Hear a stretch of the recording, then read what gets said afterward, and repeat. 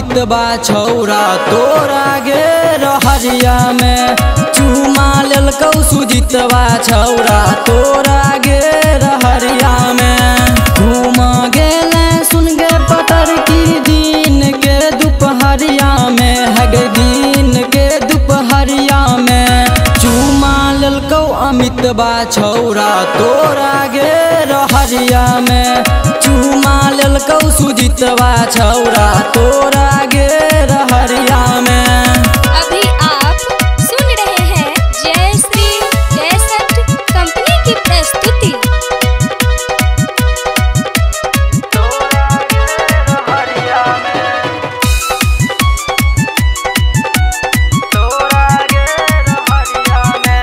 घर से निकल गे बुची लगाई के तू होठल लिया गए।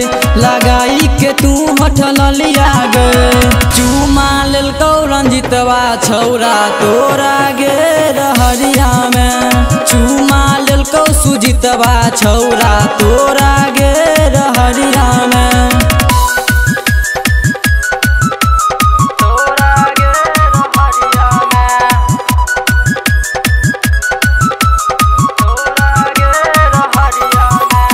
कोई नहीं बुझतौ जाके बतियेले तू रंजन माँ के गछिया में। हगे कोई नहीं बुझतौ जाके बतियेले तू रंजन माँ के गछिया में। हगे तू रंजन माँ के गछिया में। चुमा लेलकौ बिनमा छौरा तोरा गे रहरिया में। चुमा लेलकौ अशोकवा छौरा तोरा गे रहरिया में। अभी आप सुन रहे हैं जय श्री कैसेट कंपनी की प्रस्तुति।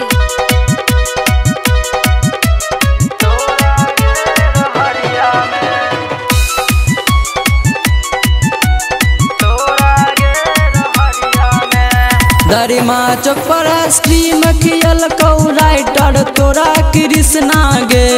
दरिमा चौक पर आइसक्रीम खियलकौ राइटर तोरा कृष्णा गे। हगे रवि राहुल सुधीर गे। गायक चंदन लगल घुमावे तोरा दरभंगा बाजार गए। गायक चंदन लगल घुमावे तोरा दरभंगा बाजार गए।